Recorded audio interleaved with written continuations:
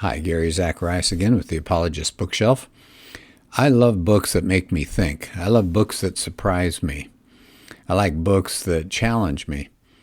And since history was my minor while I was in college, I've got a book that fulfills all those things. It's called God's Battalions by Rodney Stark. And I really like him. He wrote a book called The Rise of Christianity that was good as well, and a book called The Victory of Reason. He's a professor at Baylor University. He's written, I think, something like over 30 books. And this book, in God's Battalions, he takes a look at the long-held view about the Crusades and how awful they were. And it was all part of European colonialism. It was all a land grab. It was a way to loot the land there. And it was barbarian Christians descending on these poor, cultivated Muslims who become victims. And he actually argues that the Crusades were a military response to Muslim aggression.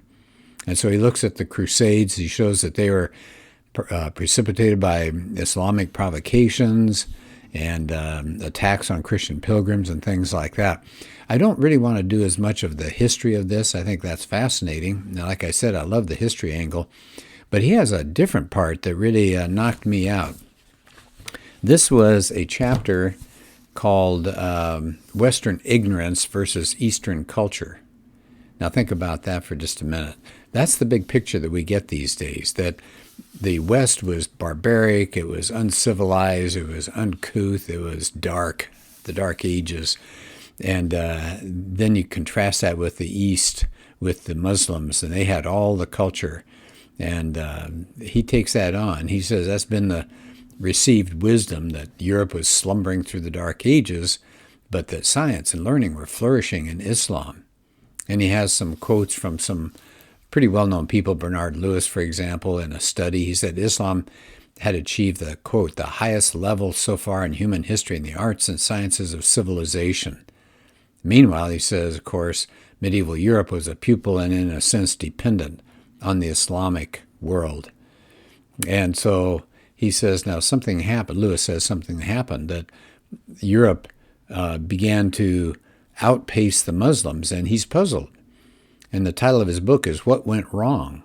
In other words, here the Muslims were doing so well, and Europe was doing so terribly as far as culture went, and then it all switched. How could that be?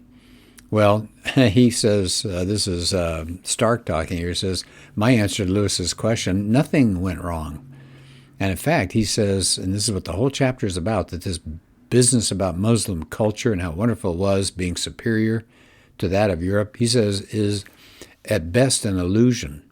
And so that's what I wanted to look at today, because that's a part of history that challenged me and surprised me and I thought was fascinating. By the way, he's not just winging all this material. In the back, he's got all of these footnotes. He's got a bibliography list. I don't even know how many books are on the list. I didn't try to add them up, but probably 200 at least, maybe more than that. And so now he's going to challenge Lewis. Nothing went wrong, he says. Muslim culture, it was an illusion that was better than Europe. So here's his overall point, and then I want to hit some of the highlights. The big picture that he comes up with is that how did the Arab elites get a sophisticated culture? He said they learned it from their subject peoples. So they did not originate this. It was from their subject peoples. It says that they actually inherited the skills and the knowledge coming out of the Middle East, from Greece and Persia and India. So he said this business about this Arabic culture was actually the culture of the conquered people. It was the Judeo-Christian Greek culture of Byzantium, heretical Christian groups like the Copts and the Nestorians, a lot of information from Zoroastrian sources in Persia, and from the great math achievements of the Hindus. So that's where it all comes down to. It says this legacy of learning, it was translated from the Greeks into Arabic, and some of it, he said, did get assimilated in Arab culture, but the learning was basically continued by the dhimmi populations living under Arab regimes. So when he uses that word dhimmi, it means the Jews and the Christians who refused to convert to Islam. So that was the source of the information.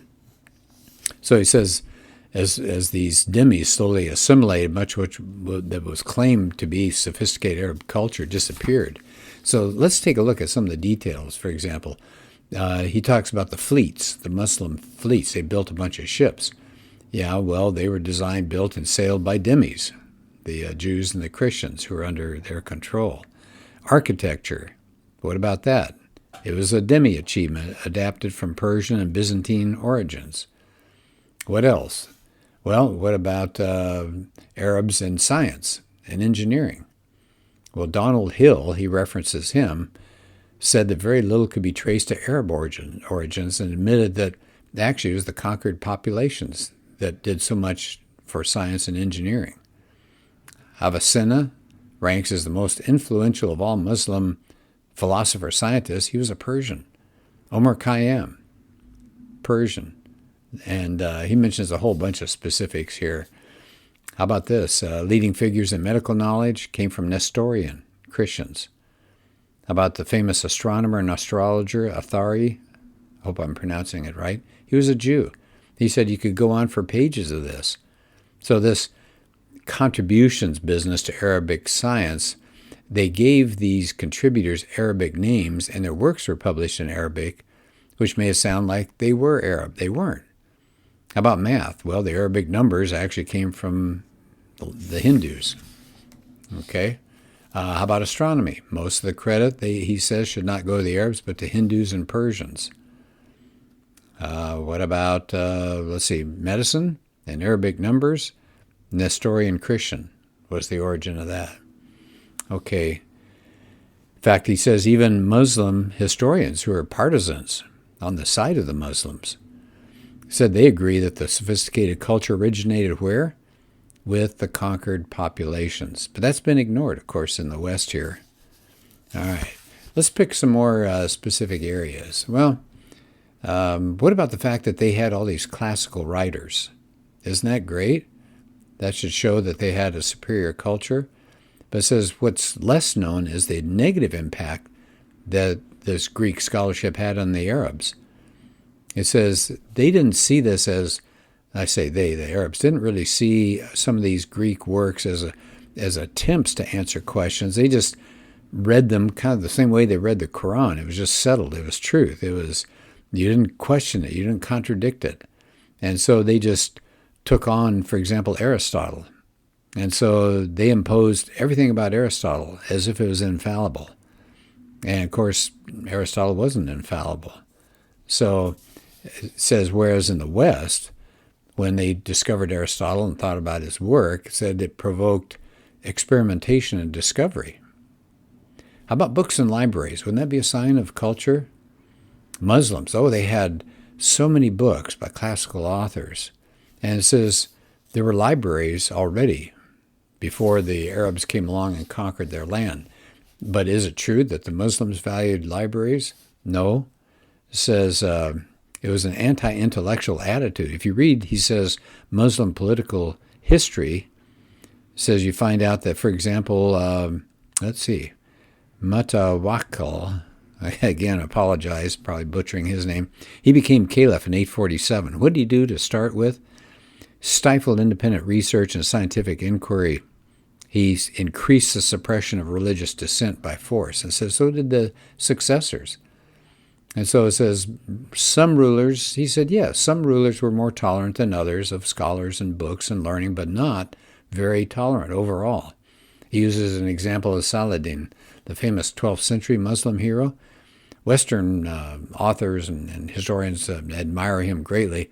He closed the official library in Cairo and discarded the books. Does that sound cultured? No. Stark then talks about the mythical Dark Ages. And I've covered that other places, so I don't know how much I'm going to spend on that, but time to spend on that. But it says that's an illusion that the Christian lands were so backward. That when Rome fell, the Christians took over and everything went black. Superstition covered the world. Well, I said not true, and he gives some examples of people who bought into that. And he says these claims are malicious, and he said they're ignorant. They're ignorant. He says, actually, these centuries that are called the Dark Ages were one of the great innovative eras of mankind. Technology was developed and put into use on a huge scale. In fact, he claims that these Dark Ages, that was the time that Europe began the great leap forward that put it far ahead of the rest of the world. In fact, I've heard other places that historians don't even talk about the Dark Ages anymore. They say that's a misnomer. Yeah, no kidding. So it says, let's see if I can find something else about contrasts. Well, again, I think because of having talked about it some before, I won't spend much time on it, but in areas like transportation, how about this? Is this bizarre or what? Following the Muslim conquest of Egypt, North Africa, and Spain, the wheel disappeared from this area. No carts, no wagons, everything was hand-carried. It wasn't because the Arabs lacked knowledge about the wheel. They just thought it was of little use. Really? Okay, well, the Europeans did all sorts of things when it came to transportation, way ahead of the Arabs. So there's a section here on agriculture. The way their plows, the Europeans were well ahead of that. The adoption of a three-field system. So it said during the Dark Ages, the Europeans were eating a lot better than the common people had anywhere, ever. What about military might? Again, it was the West that did far better than the East. Said they had better armor and all. Said no wonder they were able to, small army, able to go in and thrash the Muslims when they went into the Holy Land. So I'll skip all that part about the different kinds of weaponry. Lots of information on that there. I will skip that. So toward the end of the chapter, here's what he has to say. It says, even if we grant the claims that educated Arabs possess superior knowledge of classical authors and had all these great mathematicians and astronomers, but it said the fact remains they lagged far behind when it comes to saddles, stirrups, horseshoes, wagons, carts, draft horses, harnesses, plows, crossbows, Greek fire, shipwrights, sailors, productive agriculture, effective armor, and well-trained infantry. So the big picture is that that's a very unfair and a very biased view to talk about Western ignorance being up against the culture of the Muslim land. So that's what I mean. This book really surprised me. It's been out for a while now, and I think it was out in 2009, but it's a great conversation starter, and of course it could upset a lot of people as well. But it really does take on these comfortable myths that scholars have popularized about the Crusades ever since 9/11. All of a sudden, people are rewriting history and making the Muslims look a lot better than they were when it comes to history. And so you might take a look at the book. Very easy to read and thoughtful, and it will make you think twice, I think, about this time period, the Crusades. We've all bought into these stereotypic ideas of them. So, Rodney Stark's book, God's Battalions, take a look at it sometime. All right, thanks. Talk to you later.